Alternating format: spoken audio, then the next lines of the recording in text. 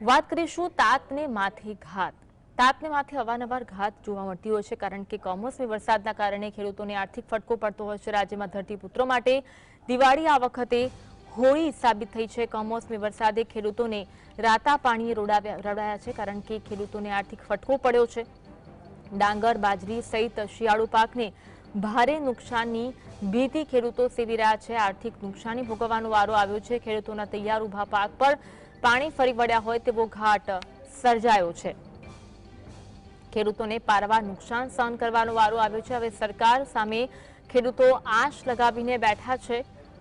ક્યારે સરકાર સહાયની જાહેરાત કરશે તે મોટો અને સળગતો પ્રશ્ન છે। ખેડૂતોની પરિસ્થિતિ હાલ દયનીય જોવા મળી રહી છે। દિવાળીનો તહેવાર છે, પરંતુ ત્યાં હોળી જેવો માહોલ જોવા મળી રહ્યો છે। અનેક ખેતરોમાં પાણી જોવા મળી રહ્યા છે। અનેક પાકોને મોટા પાયે નુકસાન થયું છે અને સરકાર પાસે માત્ર આશાની મીટ માડીને ખેડૂતો બેઠા છે, કારણ કે આર્થિક ફટકો પડ્યો છે। અનેક પાકોમાં નુકસાની થઈ છે। કપાસ, ડાંગર, મગફળી સહિતના પાકો છે જે પલળી જતા ખેડૂતોની આર્થિક પરિસ્થિતિ દયનીય બની। રાજ્યમાં કમોસમી વરસાદનો કેર યથાવત જોવા મળી રહ્યો છે। અરબી સમુદ્રમાં જે સિસ્ટમ સક્રિય થઈ છે તેની અસર જોવા મળી રહી છે। આગામી 4 દિવસ હજુ ભારે વરસાદની ચેતવણી જારી કરવામાં આવી છે, ત્યારે ખેડૂતોની ચિંતા વધી છે। કમોસમી વરસાદથી ગુજરાતના ખેડૂતોની જાણે કે કમર તૂટી ગઈ હોય તેવી પરિસ્થિતિનું નિર્માણ થયું છે।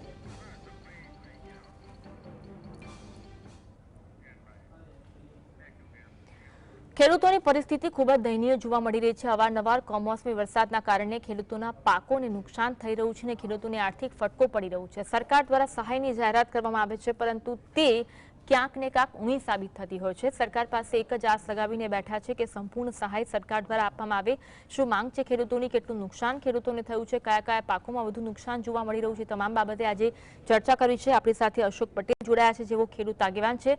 અશોકભાઈ, સ્વાગત છે જીએસટીવીમાં।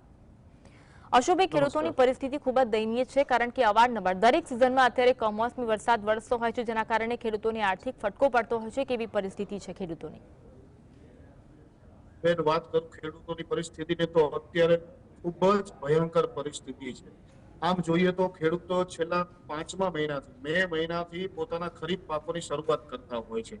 ત્યારે કપાસ, મગફળી, જુવાર, બાજરી આ તમામ પાકોનો અત્યારે હાલનો જે સમય છે ને એ એની કાપણી અને લણણીનો સમય। આજે કેટલાય ખેડૂતોના ખેતરોમાં બાજરીનો પાક લણાઈ ગયો છે અથવા તો બાજરી પાક ઉપર આવી ગઈ છે। કેટલાય ખેતરોમાં જુવારનું કામ ચાલુ છે, લણણીનું કામ ચાલુ છે, કાપણીનું કામ ચાલુ છે।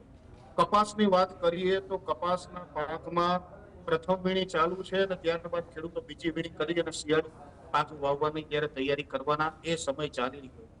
ત્યારે જે છેલ્લા 2-3 દિવસથી આજે કમોસમી વરસાદ પડે એ જાણે કે ખેડૂતોના માથે આગ તૂટી પડ્યું હોય। આજે સોશિયલ મીડિયા વિડીયોના માધ્યમથી આપણે ખેડૂતોના વિડીયો જોઈએ છે, ચોધાર આંસુએ રડી પડે છે ખેડૂતો, કે જ્યારે એને બહુ મોટા સપનાઓ જોયા હોય છે કે આટલો પાક થશે, આમ થશે, આનાથી અમે આમ કરશું, આમ કરશું। એક જાણે આ દિવાળીનો સમય છે ને ક્યાંક ને ક્યાંક ખેડૂતો માટે હોળીનો સમય આવી ગયો અને ખેડૂતોના ઘરમાં દિવાળીના બદલે હોળી જેવો માહોલ સર્જાયો છે। પોતાનું અંગત સ્વજન જ્યારે ગુમાવે ત્યારે પણ જેટલો આઘાત ના લાગે ને એટલો આઘાત અત્યારે ખેડૂતોને પોતાના ઉભા પાક જે તૈયાર થઈ ગયેલા પાક છે કે જેમાંથી કપાસ વીણી અને એને માર્કેટમાં પહોંચાડી અને એનાથી જે પૈસા આવે એનાથી ખેડૂત પોતાનું ગુજરાત ચલાવવાના મોટા સપના જોવે। મગફળીના પાકમાં મેં તમને વાત કરું તો મગફળીના પાકમાં ખેડૂતોએ તૈયાર કરી ખેડૂતોના પાથરા મગફળીના પલળી ગયા છે। એક પણ રૂપિયો ખેડૂતોને આવક આવે એવી પોઝિશન નથી। ત્યારે ખેડૂતોની પરિસ્થિતિ અત્યંત ભયંકર દયનીય પરિસ્થિતિ થઈ ગઈ છે। ત્યારે મારી આપને ખાસ વિનંતી છે આપની ચેનલના માધ્યમથી કે સરકારનો કૃષિ વિભાગ તેમજ જે વહીવટી તંત્ર છે એ ચોક્કસ જગ્યાએ ખેડૂતોના ખેતરોમાં જઈ જે ખેડૂતોને જેટલું નુકસાન થયું છે એ પ્રમાણે એને મેક્સિમમ મહત્તમ જેટલું વળતર કરી અને ખેડૂત આ જગતનો કહેવતો તાત આજે ખૂબ ગંભીર પરિસ્થિતિમાં છે, ખૂબ દયનીય હાલત એની થઈ છે, એને ક્યાંક ને ક્યાંક બેઠો કરવામાં સરકાર પૂરા પગલા લે અને ભૂતકાળમાં જે થયેલું છે એ બધી ભૂલોને સુધારી અને અત્યારે હાલ જે ખેડૂતોની આ માઠી દશા છે એ દશાનું ખેડૂતોના ખેતરે જઈ યોગ્ય અવલોકન કરી તપાસ કરી એનો રિપોર્ટ કરાવી અને સત્વરે એને સહાય ચૂકવવામાં આવે એવી એક સ્પષ્ટ માંગણી ખેડૂતોમાં ઊભી થવા પામી છે. સહાયને લઈને આપની શું માંગ છે? કારણ કે ખેડૂતોની આર્થિક પરિસ્થિતિ ખૂબ જ દયનીય જોવા મળી છે, ન માત્ર આ વખતે પરંતુ અશોકભાઈ દરેક વખતે દર સિઝનમાં કમોસમી વરસાદ વરસતો હોય છે, બિયારણના ભાવ વધતા હોય છે, લોન માફીનો પણ પ્રશ્ન ઘણો સતાવી રહ્યો છે ખેડૂતોને. આર્થિક રીતે ખેડૂતો જાણે કે પાયમાલ બન્યા હોય તેવી પરિસ્થિતિ છે. આ વખતે સરકાર સહાય આપવાની જાહેરાત તો કરી છે, પરંતુ સહાયની કેટલી આપશે તે અંગેની હજુ કોઈ સ્પષ્ટતા થઈ નથી. શું એ અંગે આપની માંગ છે?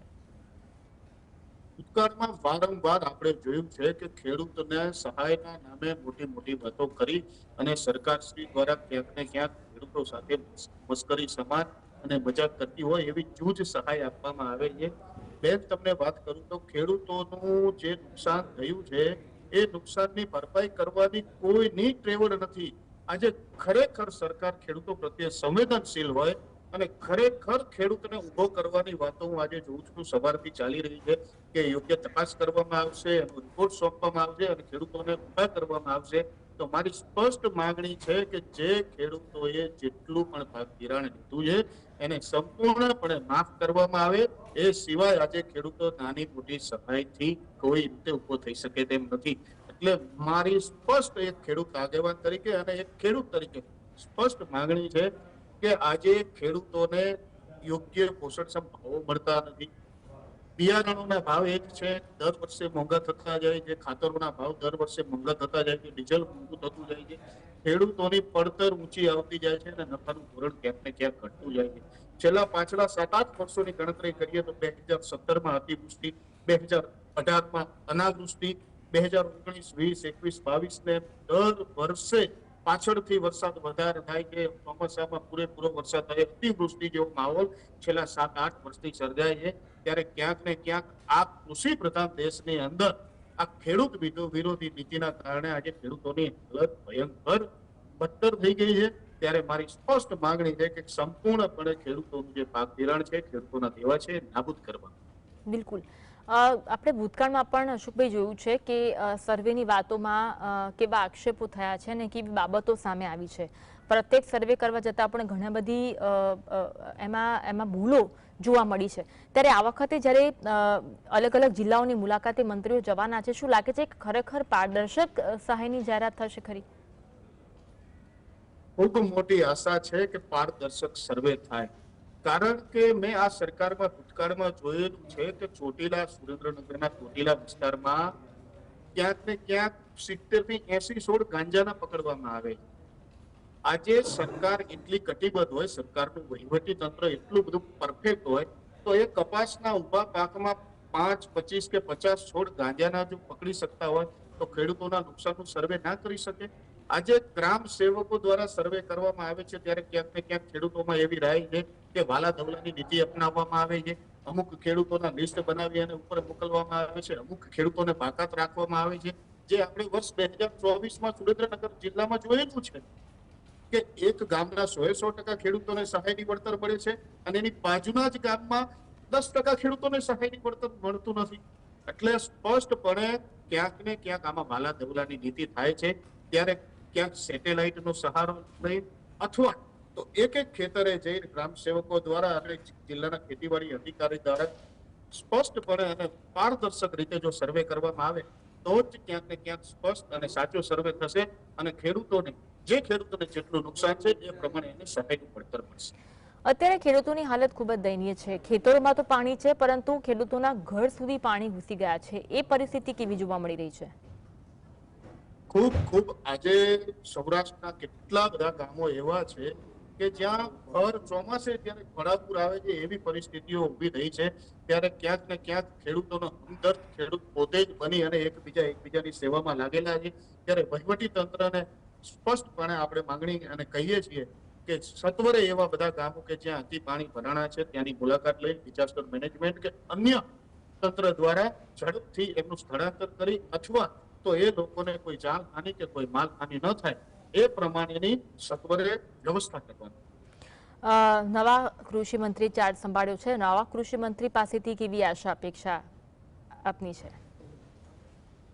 નવા કૃષિ મંત્રી પાસે આપણી એક જ આશા અને અપેક્ષા છે કે આપને આજે સરકારમાં ખેડૂતોનું ભલું કરવા માટે ખેડૂત મંત્રાલય જ્યારે આપણને સોંપવામાં આવ્યું છે, આજે સવારે મેં એક સમાચાર માધ્યમમાં જોયું કે આપ પોતે ખેતરમાં જે ભાવનગર વિસ્તારમાં સર્વે કરો છો અને ત્યાં આપ ખેડૂતોની જે આ દયનીય હાલત છે જોઈ અને તમે કહો છો કે ભાઈ આનો તપાસ ને યોગ્ય રિપોર્ટ કરી અને સત્વરે સહાય ચૂકવવામાં આવે છે, તો આપે જે વાત કરી છે આપની વાણી પર આપ અડગ રહો અને જે ખેડૂતોને ખરેખર નુકસાન થયું છે એનું પુષ્કળ પ્રમાણ નહીં કોઈ યોજનાને ધ્યાનમાં રાખી પણ ખરેખર નુકસાન થયું છે એ નુકસાનનું વળતર આપી અને ક્યાંક ને ક્યાંક જગતનો તાજ બેઠો થાય, એના ખર્ચામાંથી દેવામાંથી મુક્ત થાય એવી દિશામાં આપ કામ કરો તો આવનાર સમયમાં ચોક્કસ ખેડૂતો આપને સ્વીકારશે અને આપના પ્રત્યે લાગણી વ્યક્ત કરશે.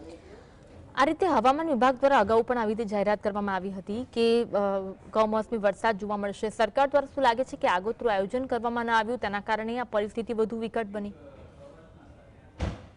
ઘણી બધી બાબતોમાં એવું બનતું હોય છે. ઘણી બધી બાબતોમાં હવામાન આગાહી અને સોશિયલ મીડિયા કે ન્યૂઝ ચેનલના સમાચારો લઈ અને ખેડૂતો પ્રી પ્લાનિંગ પણ કરતા હોય, પણ આજે પરિસ્થિતિ એવી છે કે કપાસના હજારો હેક્ટરોમાં કપાસ ઉભો છે, મજૂરથી કામ થવાનું છે, કોઈ મશીનથી કામ થવાનું નથી.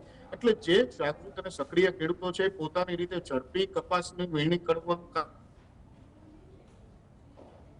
ખેડૂતો મગફળી કે ભાઈ ચલો અઠવાડિયા પછી વરસાદની આગાહી છે તો આપણે ઝડપથી એને કાઢીએ, પણ ક્યાંક ને ક્યાંક ઘણા બધા ખેડૂતોને પોતાનો માલ ઘરમાં આવી ગયો છે. પણ આજે અઢળ ખેડૂતો એવા છે કે ક્યાંક ને ક્યાંક ખેતરમાં માલ પડ્યો છે, પૂરતો સુકાયો ના હોય જેથી એને ભરવો સંગ્રહ કરવો શક્ય ના હોય.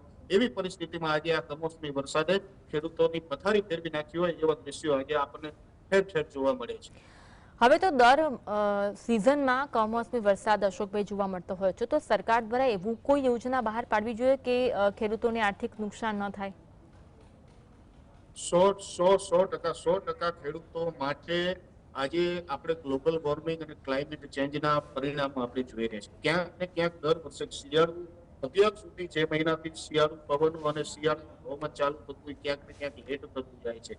એટલે સરકારે પણ આ બાબતે ચોક્કસ કોઈ યોજના બનાવવી જોઈએ અને ખેડૂતોએ પણ હવે કે જે અત્યારની હાલની વર્તમાન પરિસ્થિતિ છે કે જ્યારે ચોમાસું 1 મહિનો લેટ ચાલતું હોય છે, શિયાળુ દરેક ઋતુ 1 મહિનો લેટ ચાલતું હોય છે, એટલે એમને વાવેતરની પદ્ધતિ પણ બદલાવી જોશે. કારણ કે જે રીતે હવામાને પોતે પ્રકૃતિએ પોતાની પેટર્ન બદલાવી હોય એવું આપણને જણાઈ રહ્યું છે, ત્યારે ખેડૂતોએ પણ ચોક્કસપણે વાવેતરની પેટર્ન બદલવી જોશે, તો જ આપણને સફળ અને સચોટ પરિણામ મળશે.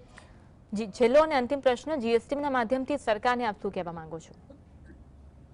હું આપના માધ્યમથી સરકારને એક જ વાત કહેવા માંગુ છું કે આજ સુધીમાં દરેક બાબતે ખેડૂતોને જે બાબતે યોજનાઓ છે એ પ્રમાણે ક્યારેય એનું વળતર કે સહાય મળી નથી.